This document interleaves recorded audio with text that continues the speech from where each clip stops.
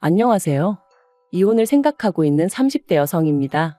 제 얼굴에 침 뱉기 같아 부끄러운 얘기지만 전에는 주변에서 결혼하고 금방 이혼하는 부부들 이야기가 들려올 때면 왜들 애시당초 결혼할 때 좀 신중하게 하지? 얼마나 살았다고 이혼을 한다고 드는 걸까? 참 경솔하다 그런 생각을 했었거든요. 그런데 참 웃겨요. 저도 그런 사람들 중 하나가 된 걸 보면 말이죠. 이래서 사람이 남의 일에 함부로 이러쿵저러쿵 하면 안 되나 싶기도 하고, 남편하고 이혼을 결심한 건 당연히 남편이 제일 문제지만 그래도 굳이 따지자면 시부모님 때문이라고 생각해요. 처음부터 그분들이 당신 입으로 하신 말씀만 잘 지켜주시고 억지만 쓰지 않으셨더라도 제가 이렇게 나가떨어지진 않았을 것 같거든요. 네, 제가 먼저 이혼을 요구한 건 맞지만 솔직히 시부모님도 그렇고 남편도 그렇고 저를 어지간히 못 살게 굴었어요. 제정신 박힌 여자면 제가 아니라 누구라도 이혼 소리가 나오게끔 말이죠. 그리고 그 부분은 지금도 참 이해가 안 돼요. 막말로 제가 나간들 제 자리에 들어오겠다는 또 다른 미친 X가 있었던 것 같지도 않은데 왜 어떻게든 잘 살아보려던 저를 이토록 질리게 만들었는지 말해요. 남편하고는 소개팅으로 만났어요. 그때 제 나이 29, 남편 나이 33 둘 다 적은 나이는 아니었죠. 그러니까 말이 좋아 소개팅이지 솔직히 결혼도 아예 생각이 없었던 건 아니에요. 적어도 저는 그랬어요. 그래서 소개받을 당시 속물 같지만 나름대로 소개팅을 주선해준 지인을 통해서 남편의 스펙도 어느 정도는 파악을 하고 나갔습니다. 어느 대학을 나왔는지, 어느 회사를 다니는지, 키는 얼마나 큰지. 말이 나왔으니 말이지만 소개팅이라는 자리가 누군가는 밥이나 한 끼 먹으러 간다고 가볍게 생각하라지만 그게 그렇게 안 되거든요. 특히나 여자 입장에선 그래도 좀 꾸미기도 해야 하고 또 시간도 어떻게 보면 금인 세상인데 영 아니다 싶은 사람을 만나면서 제 시간 낭비를 하고 싶은 생각은 더더욱 없었으니까요.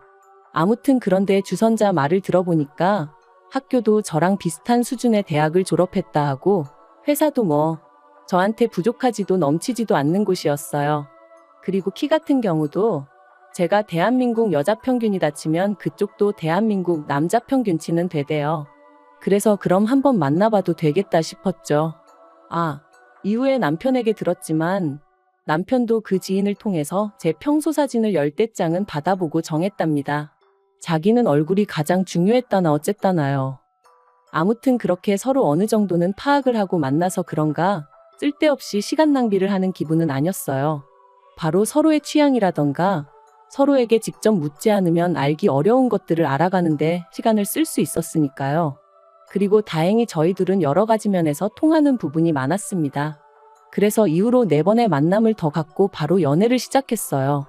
그리고 그렇게 만난 지 1년쯤 되었을 때 남편이 먼저 결혼 이야기를 꺼내더라고요. 남편에게 할머님은 굉장히 중요한 존재라 했습니다. 어린 시절 시부모님이 맞벌이를 하시느라 남편을 돌보지 못하셨는데 특히나 아버님은 지방을 돌아다니며 돈을 버시다 보니 2달에 한 번 정도 얼굴을 비추신 게 전부였대요. 그리고 사정이 그렇다 보니 할머님께서 남편을 거의 키워주시다시피 하셨고 그래서 남편도 실제로 할머니에게 무척이나 큰 애정을 갖고 있었어요. 그런데 이제 그 할머님이 80이 넘어가시니 왠지 마음이 급하다면서 저랑 결혼해서 증손주도 안겨드리고 싶고 뭐 그렇다고 하더라고요. 그리고 이건 솔직히 제가 기대한 프로포즈 멘트와는 많이 달랐습니다. 너를 사랑한다, 너 아니면 안 된다. 이런 이야기가 듣고 싶었지. 너랑 잘 사는 모습을 보여드리고 싶다. 안심시켜드리고 싶다. 왠지 할머님을 위해서 결혼식을 서두르는 기분이었달까요? 그래서 저는 고민 끝에 남편에게 제 속마음을 밝혔어요. 정말 나를 사랑하긴 하느냐고요. 그랬더니 남편이 자기가 원래 말을 잘 못하지 않냐면서 왜 자기 말을 안 좋은 쪽으로 해석하느냐고 오히려 자기가 서운한 애 어쩌네 그러는데 싸우자고 꺼낸 얘기는 아니었으니 더는 뭐라 따지지는 않았어요. 그리고 이후로 남편이 어떻게든 저를 달래주려고 노력도 했고요. 그래서 결국 결혼하는 쪽으로 마음을 굳혔죠. 그런데 막상 결혼 준비를 시작하니 남편은 모아둔 돈이 6천 정도 있었고 저는 1억 정도 있었어요. 물론 남편은 차도 있긴 했지만 10년이나 된 경차라서 솔직히 재산으로 느껴지진 않았고요. 그래서 그동안 돈 벌어서 다 뭐 했냐고 단도직입적으로 물었습니다. 참고로 결혼을 앞둔 사이에 이 정도는 당연히 물어볼 수 있다고 생각했어요. 그랬더니 부모님하고 할머니한테 자기가 아무래도 3대 독자다 보니 효도 좀 한답시고 이래저래 선물도 해드리고 많이 챙겨드렸다나요? 그런데 결혼하면 그런 건 이제 없을 거라고 하더라도 매번 저랑 꼭 상의하고 할 거라고.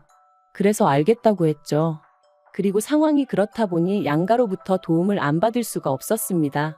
1억 6천으로 결혼식도 올리고 혼수도 하고 신혼집까지 구한다는 건 서울에선 너무 빠듯하다 싶었거든요. 그런데 다행히 상견례 자리에서 사실 돈 이야기라는 게 시댁 쪽이건 저희 쪽이건 먼저 말 꺼내기가 편하진 않은 주제잖아요. 그런데 저희 시부모님 두 분 다 하시는 말씀이 그래도 명색이 3대 독자인데 걱정 말랍니다.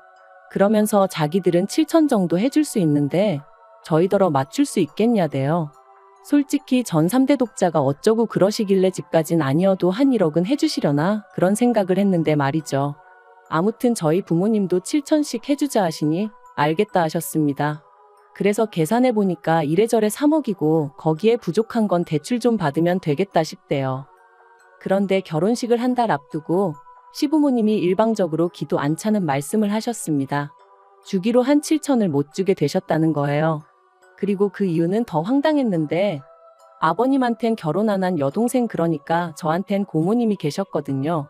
그런데 그 고모님이 갑자기 내일 가게를 차린다며 돈을 좀 보태달라고 했고 그래서 일단 급한 대로 그쪽에다 5천을 보내주셨다나요?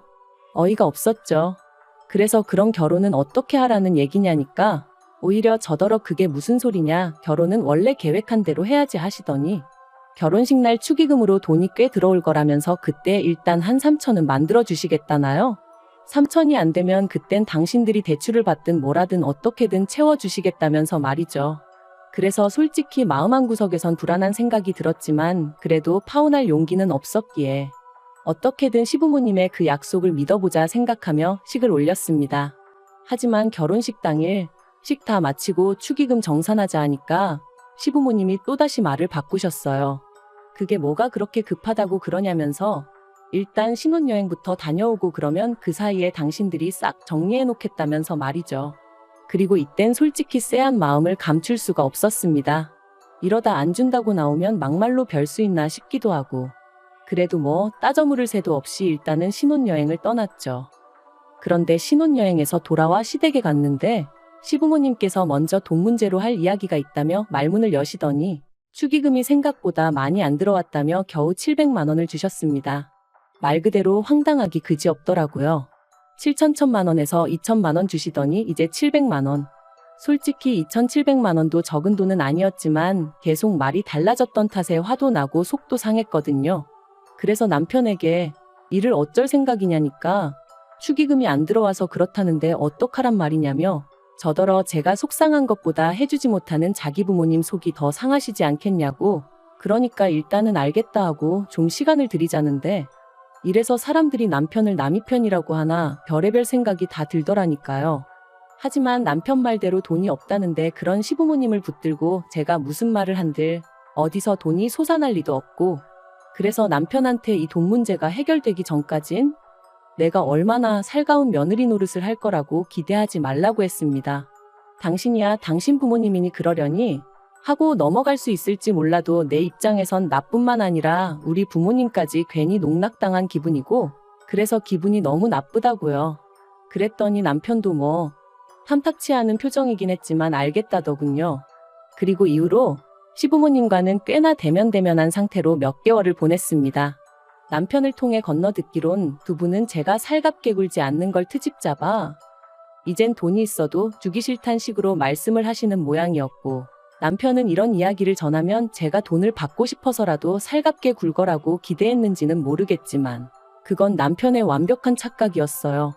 왜냐하면 역으로 그런 이야기를 전해 들으니 나중엔 저도 오기가 생겨서 그래 그까짓 돈 몇천 안 받고 나도 내 속 편한 대로 살면 그만이다 그런 마음을 갖게 되었으니까요. 실제로 주변에서도 시댁하고 연 끊으면 처음에 1, 2년이나 마음이 불편하지. 나중엔 하나도 신경 쓰이지도 않는다고 걱정할 거 없다고 하던걸요. 그런데 그렇게 지내던 중 정말 황당하고 어처구니 없는 일을 겪었습니다. 저는 외국계 기업을 다니고 있는데 저희 회사의 경우 쓰지 않은 휴가는 다음해로 이월을 시킬 수가 있어요. 그리고 그렇게 모인 휴가가 자그만치 한 달 반이나 있었기에 일주일 정도 쉬려고 마음을 먹었습니다. 친정 부모님하고 2박 3일로 여행도 다녀오고 남은 날짜는 저 혼자 집에서 좀 푹 쉬려고 했거든요. 그런데 어이없게도 이런 제 계획과는 상관없이 남편이 제가 휴가라는 이야기를 시부모님께 전했고, 시부모님이 그럼 마침 잘 됐다면서 남편의 할머님을 저희 집으로 모시겠다고 통보를 해오시대요. 게다가 남편까지 할머님은 자기 부모님과 달리 저한테 뭐 실수하신 것도 없으니 잘해드릴 수 있지? 그러는데 어이가 없었죠. 그래서 나는 그렇게 못한다 했네요. 나랑 사전에 이야기가 된 것도 아니고 난 나름대로의 계획이 다 있으니까 할머님을 그렇게 모시고 싶으면 당신 휴가를 쓰던지 하라고 나한테 이렇게 무턱대고 할머님을 맡기지 마라고 딱 잘라 거절을 했어요.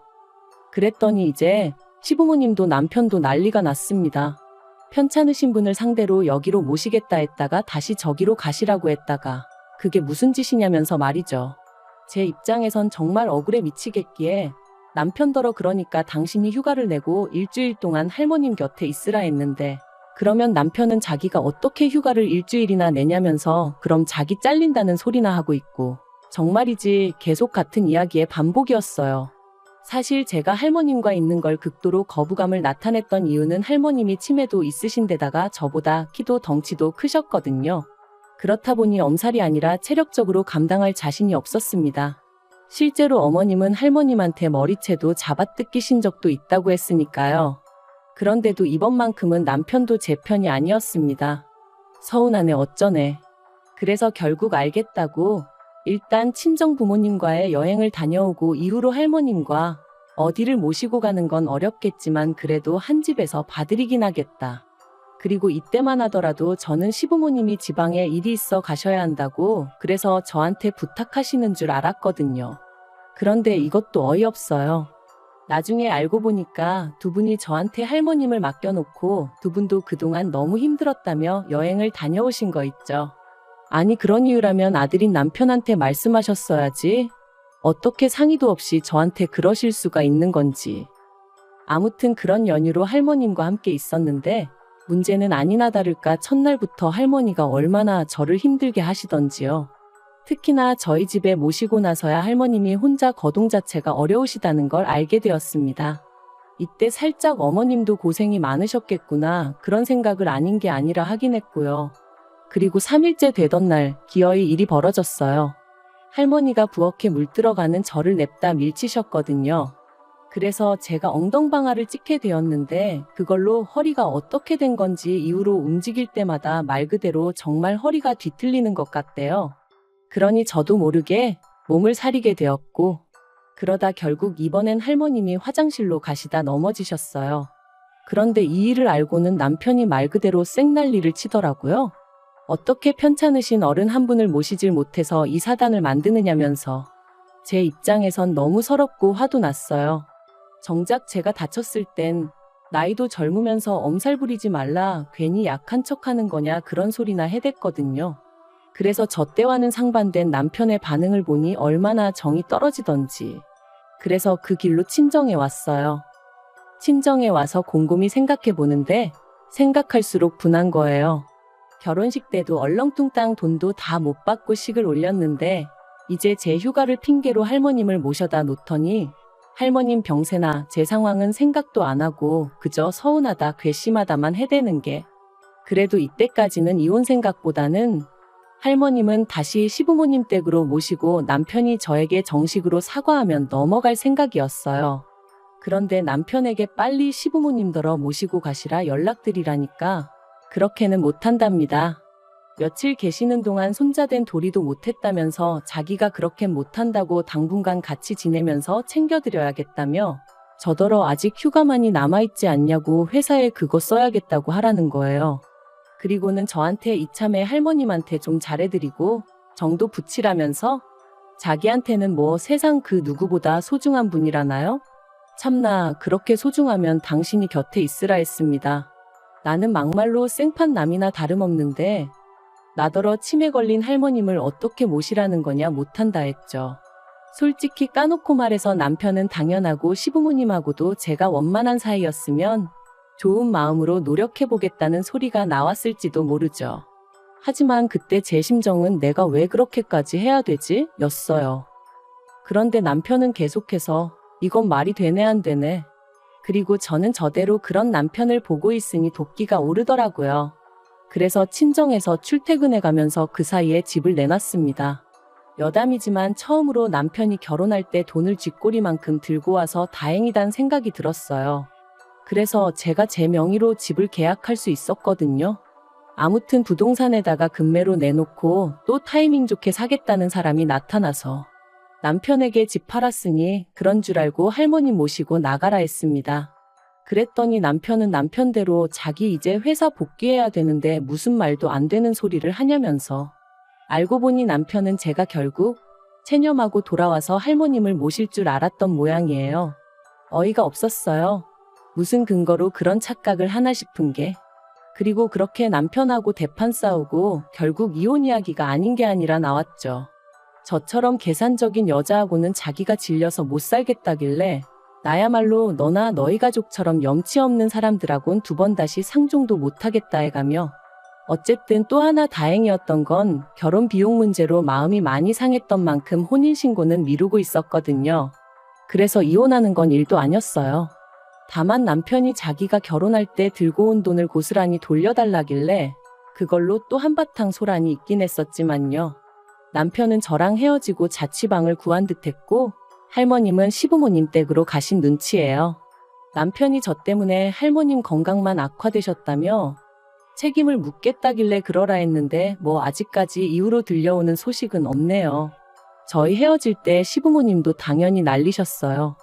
그까짓 돈 몇천 때문에 그러냐며 저더러 밴댕이 소갈딱지라는 둥 아주 쪼잔한 애라는 둥 막말을 하셨는데 저라고 헤어지는 마당에 뭐 한다고 그런 소리를 듣고만 있었겠어요? 저도 그런 시부모님께 그렇게 말 바꾸고 거짓말하고 그러시지 말라고 사람이 아주 우스워 보인다고 그랬죠. 솔직히 윗사람한테 욕먹는 아랫사람보단 아랫사람한테 욕먹는 윗사람이 타격이 더 크잖아요. 그래서 전 좀 후련하더라고요. 아무튼 앞으로는 무슨 소식이 들려오든 궁금하지도 않고 그쪽 집안에 무슨 일이 생기건 쳐다도 안 보려고요. 생각해보면 돈 몇 푼 가지고 장난칠 때부터 알아봤어야 하는데 그래도 그놈의 정인지 사랑인지가 뭐라고 믿어보려고 한 제가 멍청했던 걸 누굴 탓하겠어요. 그냥 비싼 돈 내고 인생 수업 들은 셈 치렵니다.